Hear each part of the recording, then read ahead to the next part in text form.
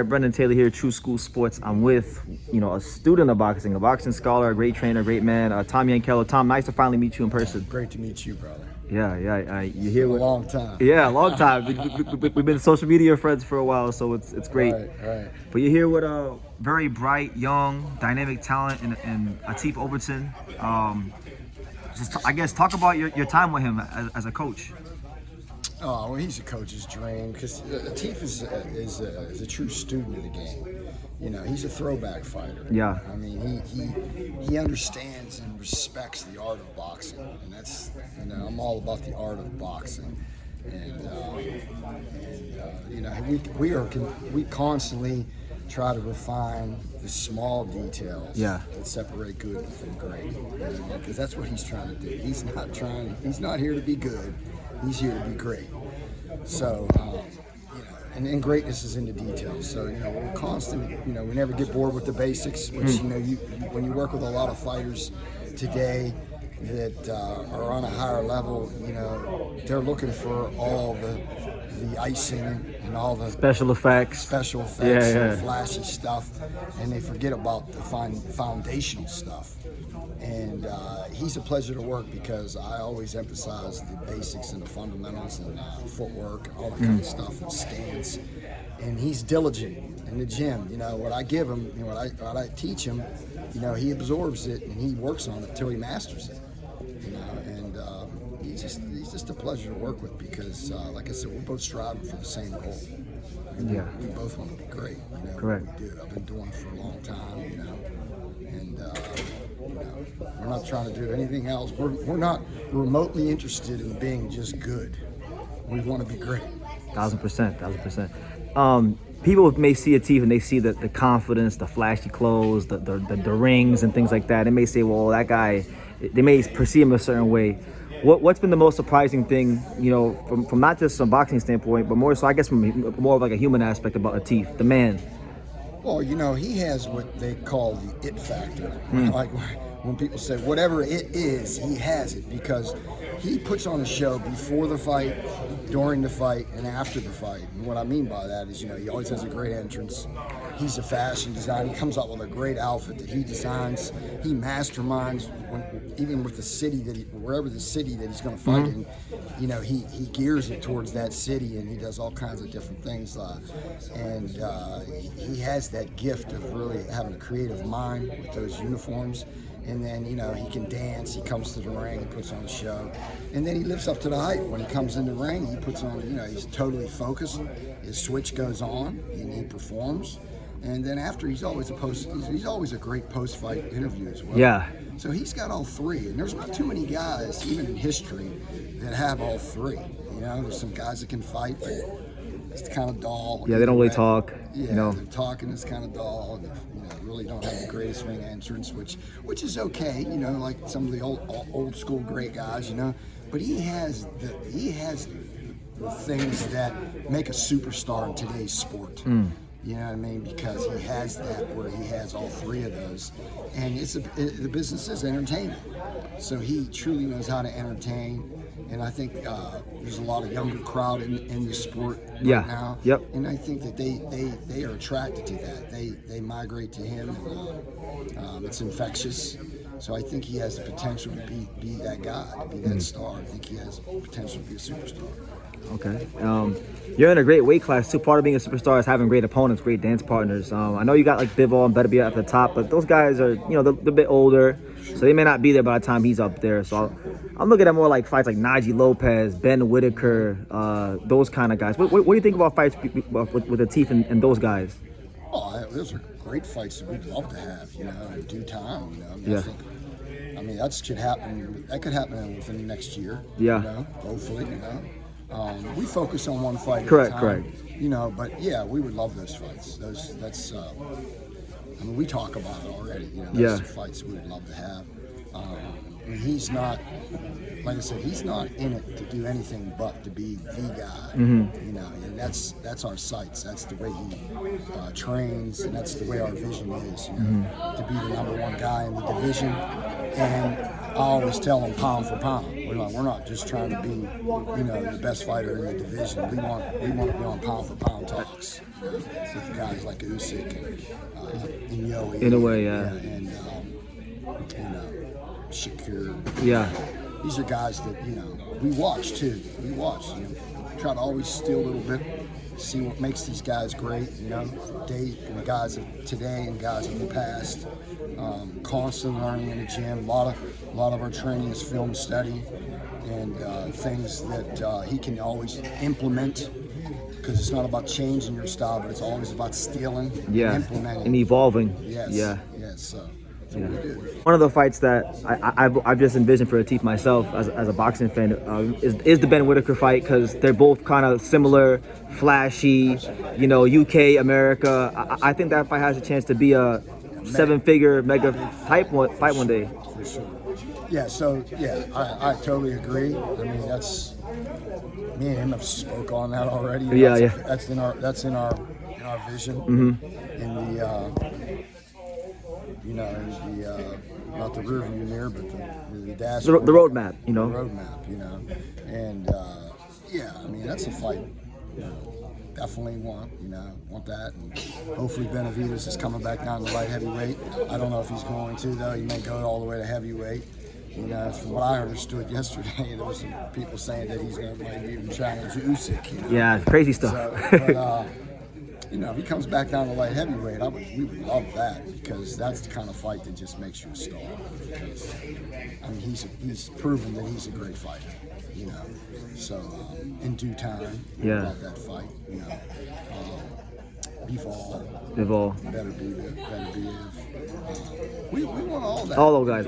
All those guys. I mean, you know, and it's like it's no disrespect to them. We know those are real fights and tough fights and fights that, you know, but like Atif has some things that a lot of these guys don't have. His defense is very underrated. Well, I mean, I don't know how rated it is. More like people that don't know. Let's put it to you this way: he really hasn't had the opportunity in the platform to shine at all yet. But he's well-rounded. He's got some great defense. I mean, he's got that height and reach. He knows pivoting is crazy. Yeah, he's on a pivot, and he utilizes all that height and reach. He's become a great lead hand master. I mean, he brings things that we bring into the mix, where, like, you know, the things that Larry Holmes used to do, and you know, guys like, and then defensive stuff like Pernell Whitaker, and guys to train Paul Spadafore. Yeah, and we watch a lot of those guys. So he's a big version, you know, of like a Pernell Whitaker or a Paul Spadafore, and he implements other things like I said, like the lead hand, like Larry Holmes. Pinning and probing. Probing. It's hard to deal with that when you have a guy that has that height and reach. You know, of course, guys like Benavidez they're around his height and reach. You know, so I mean that's a great. I never even considered that fight, but like stylistically, that'd be a barn burner. That's a great fight. That's a great fight. Right? People should be talking about it eventually. Here, Atif's got some work to do to get there, to get people talking about that. But you know, he knows, and he's working on what we work on is the ability to be able to slow the pace down. Yeah. So when you have a guy that puts pressure on, like a better BF and a Benavidez, we're preparing for that now, that we know how to maintain the boxer's pace. Just like Pernell did when he fought Chavez. Yeah. You know what I mean? He was able to do things that Hector Camacho couldn't do, Meldrick Taylor couldn't do. They were guys that got in wars with Chavez, but then Pernell came into that fight and he just made it a boxing match, you know. So, you know, and the key with Atif is that, with that all being said, that he is a great boxer. He's a great boxer puncher. He's got tremendous speed and power. Versatility. Speed is power. You know what I mean? So I mean, he can crack. I mean, he's got 13 out of the 15, and and I don't think that's gonna. I think it's gonna. The power is increasing. There's no doubt about it. So I don't think. I mean, we work on things too, technically, because you know everybody has their own aptitude of punching power, but he is increasing it with technique, just better technique, being able to distribute it from head to toe, sharpening it up, taking the fat out the punches. Yes, and learning how to hit the guy with the shot that he doesn't see, because there's shots that hurt you. You know, hitting shots from different angles, and people don't realize how much. A lot of guys don't know how to punch with their whole body, with their back and their core. You know, so these are things that are the fine details that when you're distributing punches with your core and your back, where a lot of guys are not. They're letting their arms come out of the girdle, and it's becoming an arm punch, and it, you know, elbows flaring out. yes, you know, all those little things distribute more power. And I would guarantee you that he has increased his punching power, and I mean, and they all go hand in hand, because if you punch better, then you're in position to hide your punches better, because each punch hides the next punch, okay, when you punch properly. Also, you're punching, when you punch properly, technically, you're in positions to hit the guy with the shot that he doesn't see as well. You're punching from different angles, because it's implemented defense. See, it's implemented defense, because when you punch technically right, it's also building defense. Correct. Because your head is always going in the right position. So those are the kind of things that we work on that are going to take him to the highest level. You know, because he's throwing punches that not only, I said, like, he's offensively getting better with those punches, he has defensive responsibility, because you're in position. Positioning beats speed, and positioning develops great defense and offense. Correct. So we work on a lot of technical no, stuff. it sounds like it. Yeah. And you know, like I said, when I'm throwing the hook to the body right, my head's out of the firing line of a punch. When I throw my right uppercut right, my head's out of the firing line for the punch. When I'm throwing punches, each punch is higher than the next punch.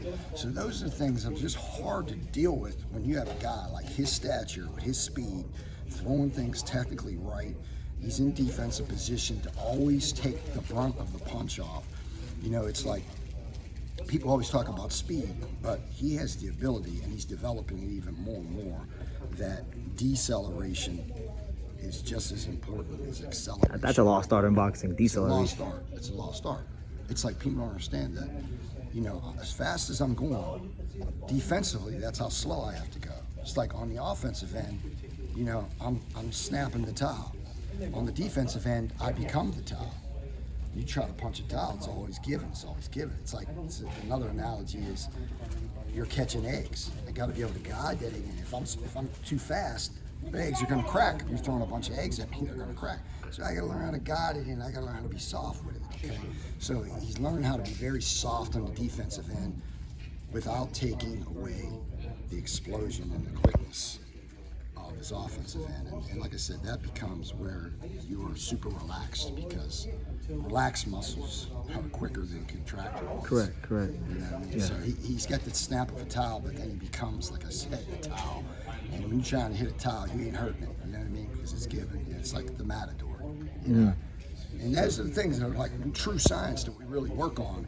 And I think that's what's going to take him to the highest level. It's going to be hard. Those are the things that come into play when you fight a guy like Benavidez, who wants to put that pressure. He's going to be throwing combinations. He's going to be, and he's big and strong, and he's coming at you, a better BF. You know what I mean? Those things, be able to soften up and not get hit with the brunt of the shots and the hard shots. And not let them get downhill on you. Downhill. See, that's the other art of slowing the pace down. You know, it's like when people don't realize it was total strategy on how Evander Holyfield beat Mike Tyson. He never let Mike Tyson start to come down the hill on him. From round one, he ran to the center of the ring and pushed Mike back. Tied Mike up, put his head into his chest, totally frustrated him, kept pushing him back. Never let Tyson, from round one, ever get his momentum of coming down the hill. And then what happened is the fight just got slower and slower to Holyfield's pace as a boxing match. And then Evander, once he slowed Tyson completely down, then he was able to pick it up. So that was a masterful performance that we watch. You know, another one was when, like I said, Purnell fought Chavez. Another one was when Shane Mosley fought Antonio Margarito. Cotto ran around the ring, you know what I mean? And then he gets, of course, there was controversy because of the hand wraps. But when you seen Shane Mosley fight Margarito, he continued to tie Margarito up and push him back. And never let him push him to the ropes. He always made sure his back was never to the ropes, and he was always pushing Margarito to the ropes. And then after about 4 or 5 rounds, Margarito had nothing. He was completely frustrated, and he slowed down. Then Shane was able to stop him in that fight. But those are fights that people don't, you know, even Buster Douglas, when he fought Tyson, he slowed that pace down, you know. And he was able to use his lead hand tremendously. You know, so these are fights that we watch. I mean, I had tons of fights like that. And the thing about boxing is there's so many fights throughout history that you could watch and learn from, and fighters. If you know what you're looking at, and you have somebody that's, you know, really breaking it down for you, and you understand why this happened. You know what I mean? A lot of people's like, look at what happened, look at what happened. But do you know why it happened? You know exactly why? What they did to implement What set it up. Yeah, what set it up, what made that pace become that pace. You know, so these are things that I think, you know, is why he's going to be very difficult to deal with. Well, Tom, I don't want to hold you up, man. I appreciate your time. Thank you. Thank you for watching another video on the untouchable True School Sports Empire. For more great videos just like this one, make sure you guys click right over here or here.